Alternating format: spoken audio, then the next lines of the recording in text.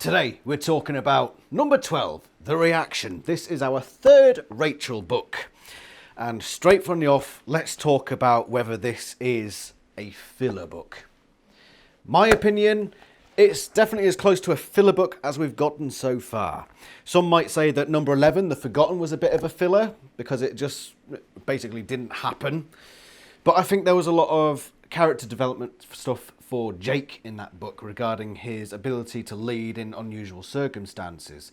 I wouldn't consider number 11 a filler book. This one, on the other hand, let's face it, Rachel doesn't get any new character development, really.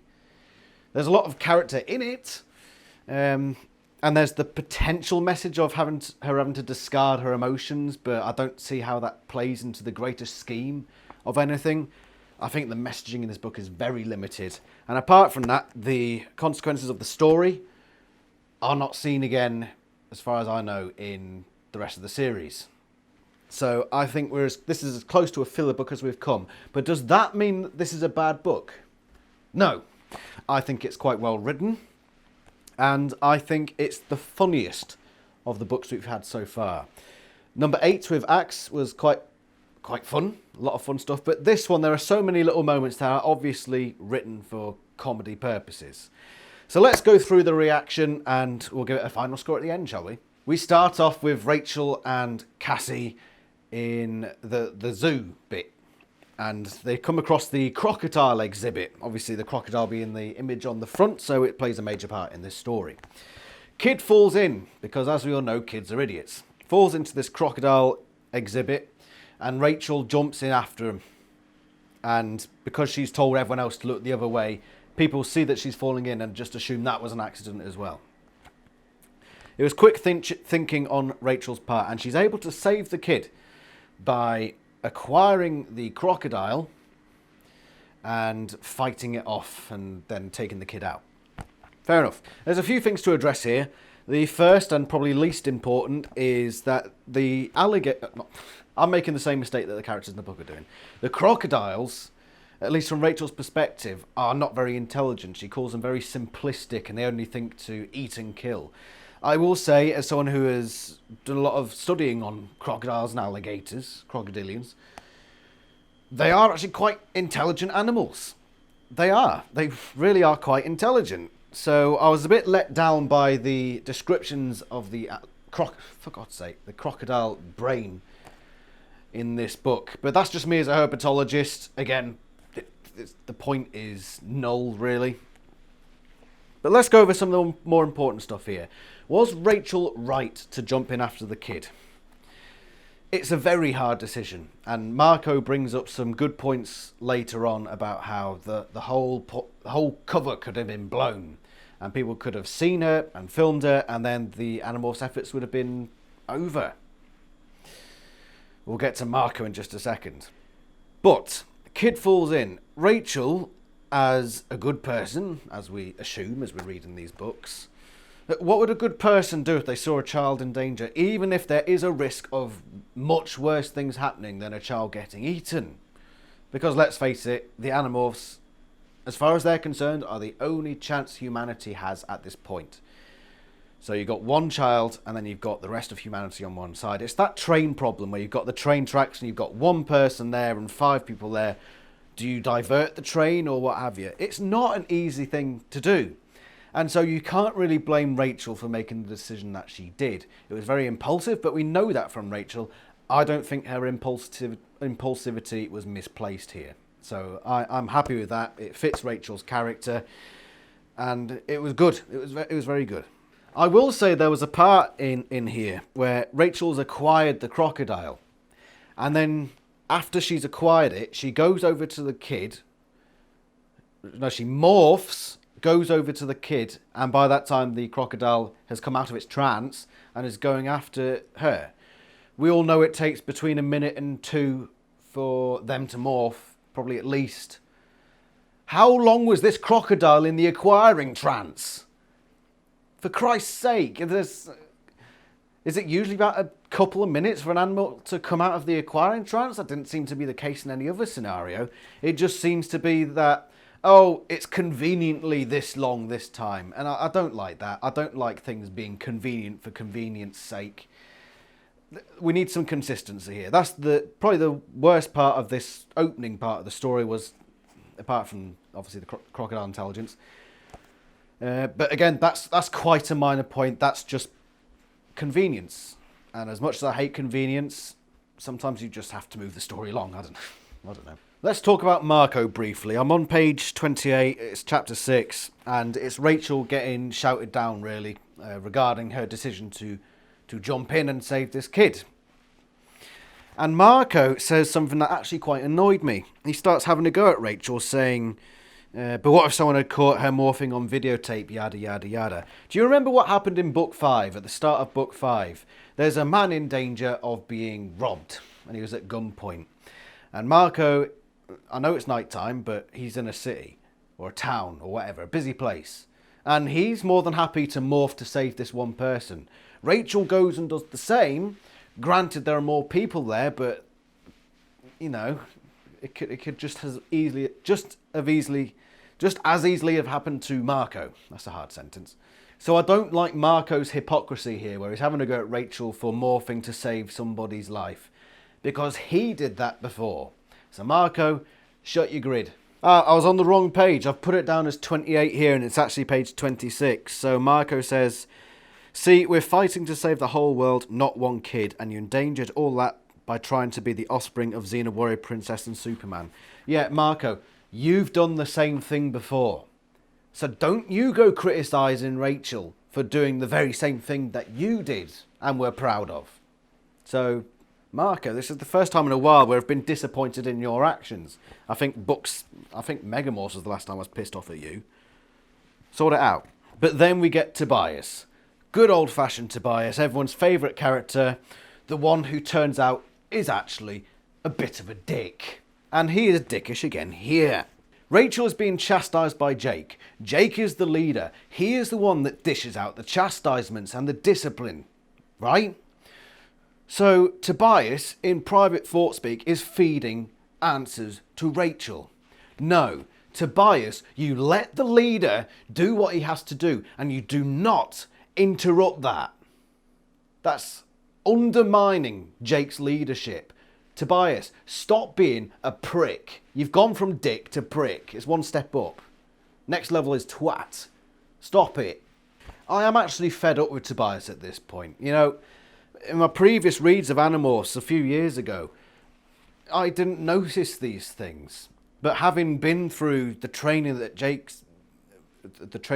would need as a leader, Tobias really is a piece of work. He really is.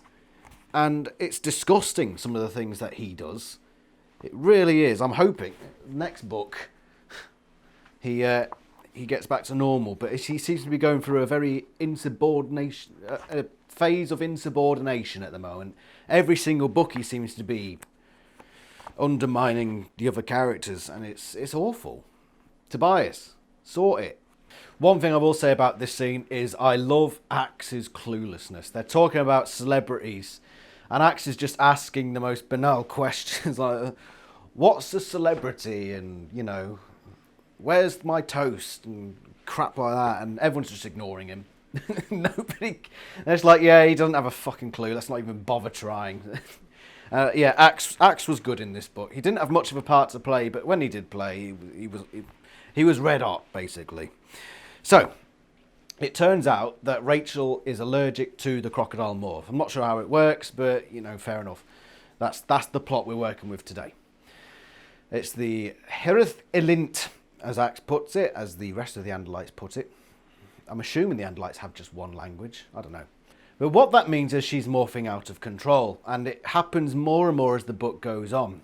Turns out it's tied to an emotional state. So one of the times it happens, she's in Chapman's office and she's feeling under pressure from Walter White, and then she starts to morph and she gets away with saying she's got fur boots. Good thinking, intuition, I like it. And then at one point as well, she's in a house and her house collapses because she ends up morphing elephant. She's going from one morph to the other and it becomes elephant, and the house crashes down. And that means she gets a spot on the Barry and Cindy Sue show, which will be the climax of the book. They also find out that Jeremy Jason McCall, some asshole celebrity, is also going to be in town. And Cassie and Rachel throughout this book are having the hots for this guy. I think that's how you women put it. Having the hots for this person, I don't know. They like the cut of his jib, I think is what we say over in Britain. But they like him, and they see that he's going to the Barry and Cindy Sue show because of Rachel's little incident with the crocodile and the other one with the house falling down. She is going on a show. Her dad makes it so that she goes on the same show as Jeremy Jason McCall. We also know that he is going to be advertising for the sharing, which is the major yurt operation. And so the Animorphs are like, we got to check this guy out. So they go find his yacht, because he's rich and he owns a yacht. And he's there. Turns out Vista 3 is there as well, because Vista 3 is everywhere. I think somebody told me that it's actually Pop Arena who came up with that little running gag. So credit to them. Vista 3 is always there.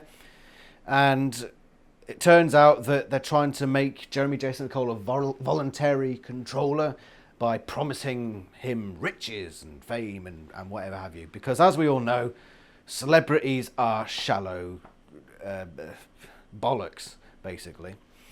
So this shallow celebrity, I'm not sure why Rachel and Cassie were surprised, because that's just how celebrities stereotypically are.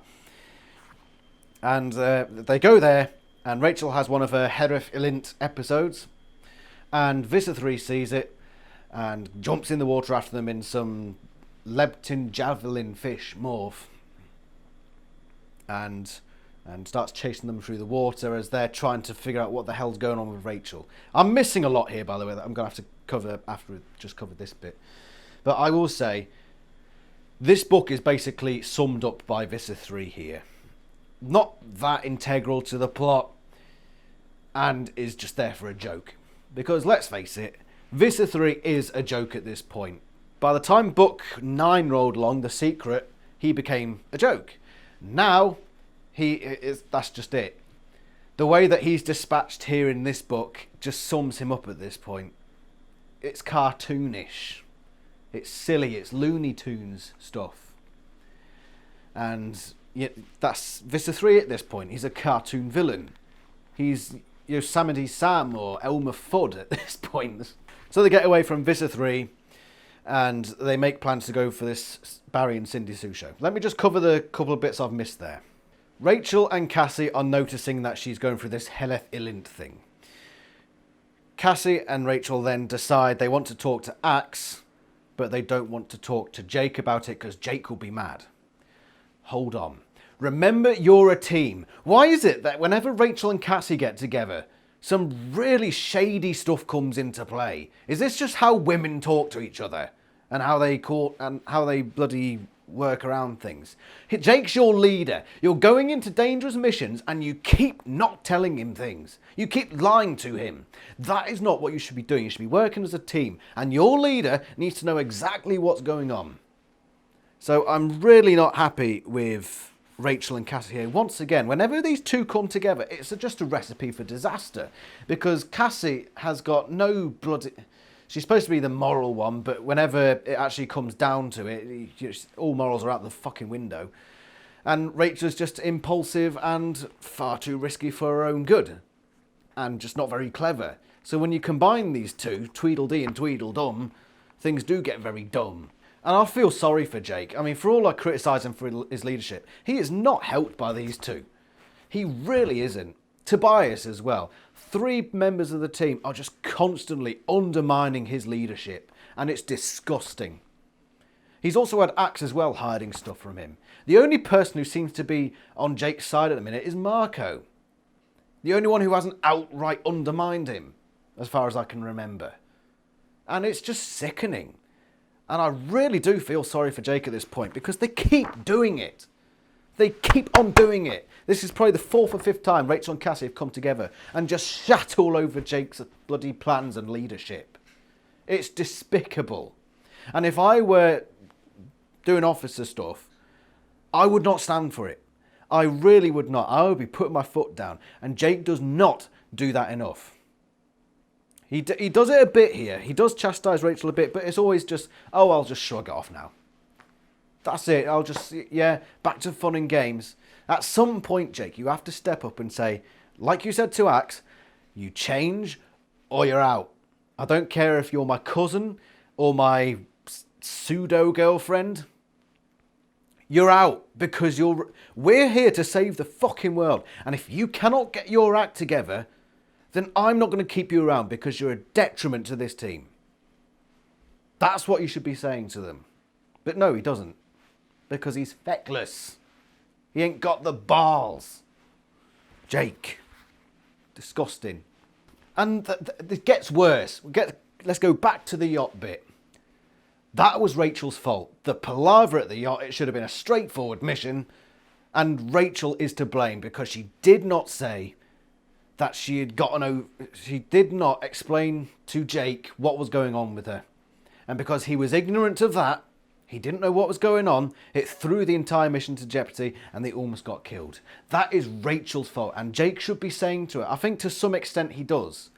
He doesn't put down his foot hard enough, I don't think. But he should be saying to her, this was your fault. And you need to change now. You need to tell me everything that's going on. And if you don't, you're out. But not only that, probably the worst part of all this that really riled me up, and I am getting riled up because I feel sorry for Jake and he's not being helped by his team here. Right, Jake is giving out orders, as your leaders tend to do.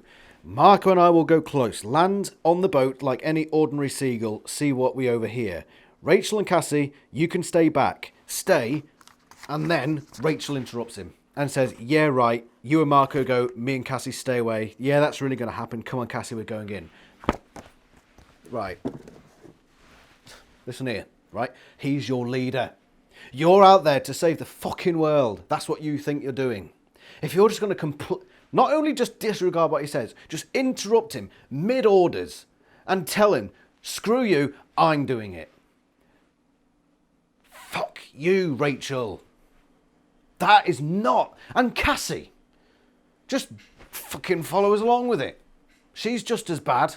It's disgusting the way that Rachel and Cassie go about their business in this team. They'd be fucking gone if I was in charge. I don't care how much I like them. I don't care how close they are. I don't care if they're fucking related to me. You're out the team. If you're going to behave like that, it's disgusting, it's despicable. And it should not be allowed, especially when you're tasked as the only people, 6 of 6 people who want to save the entire fucking globe. Right? You do not interrupt your leader. You do as he says. You chosen to be the leader. You put him in that position. He did not choose to do it. You put him there, and then you're going to disregard him. It's sickening. It's absolutely disgusting. Shocking. Right. Then, Rachel lies. Again. Because we're going to the Barry and Cindy Sue show, and she tells Jake and Cassie, I'm over the Herofilin. I finished it. The crocodile's gone. Jake and Cassie are stupid enough not to question, well, where did the other crocodile go? Because Axe has explained how this works. It produces a second crocodile. Jake and Cassie just like, okay, yep, you've lied to us in the past before, and you're completely impulsive, and you've got a disregard for the rules, but we're just going to believe every single thing you say, and we're going to let you go on this bloody dangerous mission, or whatever it is they're doing. Going on national television. Jake should have said no. Or you should have questioned further, but obviously, major mistake for Jake. And he is scoring low here today. He is scoring fucking down there. Rachel just lies to them. Both of them. Just every step of this book is Rachel being a fucking clown. So they go to this show. And they're in there, and there's this guy with all these animals who takes them on. He's got this collection of animals. He takes on the show to show them to people, essentially. And Cassie is not a fan. Let me get this straight, Cassie. You're not a fan of this guy who owns animals and takes them onto national TV to show the public and tell them about these animals. Have you got any fucking clue what your mother does? She works at a fucking zoo that does basically the same thing. Where is your consistency? I don't like him because he takes animals on TV shows to show to people. What the fuck do you think a zoo is? Your mum works at a zoo. And you're just like, yeah, that's fine, but that guy over there, fucking him. Honestly, Rachel and Cassie are so infuriating in this book. They really are. And Cassie's moral hypocrisy it forever reaches new heights. She has no moral consistency. She's a clown. She's a melter. Not only that, but once Rachel's revealed that she hasn't actually gotten over this problem, Cassie acquires her. What did I say in one of the previous books? Oh, if there's ever a case where somebody needs to morph human, it's always Cassie that suggests it. And then she turns around and says, oh, but I don't like morphing sentient creatures. I think we shouldn't be doing that. And this time, not only does she suggest it, but she just straight up grabs Rachel and acquires her. Isn't that technically rape? That's morph rape. Didn't even ask consent, just right, I'm acquiring you now. Who are you? Who is this Cassie character? I thought she was redeemed in book 9, which is over there somewhere. I thought, oh, she's over the worst of it now. But no, I've said it enough, she's a fucking clown. She really is. I object to taking a sentient creature's DNA. I'm going to take your DNA now. And Rachel's just like, please just don't use it where it's not needed. And Cassie's like, I have your DNA now. And then she does morph her later on without asking, but whatever, we're done with Cassie now. Oh no, we're not. Because Rachel's going through the Herathalint and she's spitting out this crocodile out of her back, which sounded like a ghastly scene. And Cassie's there and she goes away to run away, and then she decides to morph something. What's a very useful morph in this situation? A squirrel? No. Fucking squirrel. Are you fucking serious? No, she morphed oh, fucking wait, yeah, she did morph a fucking squirrel. I mean, what the fuck? She needs more morphs. I mean, her battle morph is a wolf, which is by far the weakest, unless you count Tobias, but he can't really control his battle morph at this point. Cassie's battle morph is... You need an update, lady. You need an update.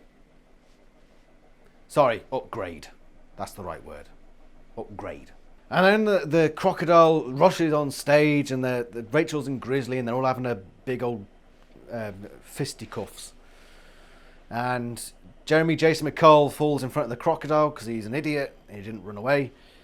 And the Yerk comes out. Rachel eventually squishes the Yerk. Jeremy Jason McCall goes off to Uzbekistan. So he's living out in Uzbekistan away from the Yerks. And he's never heard from again, I assume. And that was the story. Great. Ugh. The whole thing with Jeremy Jason McCall is quite stereotypical. Somebody who sells out on personal beliefs for personal gain. And we see it a lot, and sometimes far too close to home. There are a lot of people who I know who are very much like Jeremy Jason McCall. Well, they'll just blow any way the breeze tells them to blow. And there is somebody who we all know who does exactly that, but I'm not naming names. His plot line was irrelevant, really. I think the whole book was basically irrelevant. It is a filler book. Let's be honest, it is a filler book, and it's the first one we've really gotten. The messaging is, if there is one, it's not very clear, which is strange, really, because it's the same with book 7, the last Rachel book we had. There wasn't. I mean, they tried to have some sort of message in book 7, but it was crap, if there was one. This book, Rachel's trying to shed herself of her emotions. For one thing, it doesn't work if that was the message, because she continues to be an emotional bloody stick of dynamite. Yeah, there's no real message in this book, at least nothing to take away from it. But aside from all the negatives I've listed, like the characters just being insufferable, at least the characters were in character. We know that these are the character flaws. They were just amplified to like 100 in this particular book. So I can't mark down the book on character. Maybe to the extent that the characters were insufferable. Where I mark down this book is partly that. There's not really many other places you can mark it down, really, apart from the fact that it's pointless. When it tries to be funny, it can be quite funny. I mean, a lot of times Animorphs tries to be funny and it fails, it falls on its face, but here I think it did a relatively good job of providing the humour. It is the funniest of the books we've had so far, and the writing was good. The storyline was relatively consistent, if cartoonish. I'd give it a steady 7. It's nothing spectacular. It's far from spectacular. So it's not going to get the high 8s, 9s, or 10s. And the characters that are insufferable to the point where it's quite hard to read at times. But the writing is good, it's consistent, it's funny, and it's just a relatively entertaining read. So I'm going to give it a straight 7. Yeah. Not too bad. Could be better. Jake's leadership, we've gone through all the problems. I don't need to bloody read it all back to you again. It's shocking. It really is shocking. I wouldn't say apocalyptic, which is a 1 out of 10. I'm going to go for a 2 because he doesn't chastise well enough, nowhere near well enough. He just lets the other team members roll on over him, just steamroll him. And he's just being undermined left, right and centre. And he's not spotting it. He really is not spotting it. And he should be. This is important. So, Jake, you really fucked up here. And you get a 2. Sorry. Sorry, mate. You get a 2. Right, so we're going to take a break from the series next time around. And we're going to look at this one. This is the Andalite Chronicles. A fan favourite, I'm sure. And so it's a long book. But I think I've got plenty of free time this weekend, so I'll probably be able to get this up next week. If I don't, you'll know why. It's a long book. Also, broken record time. These two, this is my fan fiction. It's online. Go read it. Link below. This is Chris Grind's Animorphs adaptation. It's great. You'll love it. Get it for your friends and family at Christmas.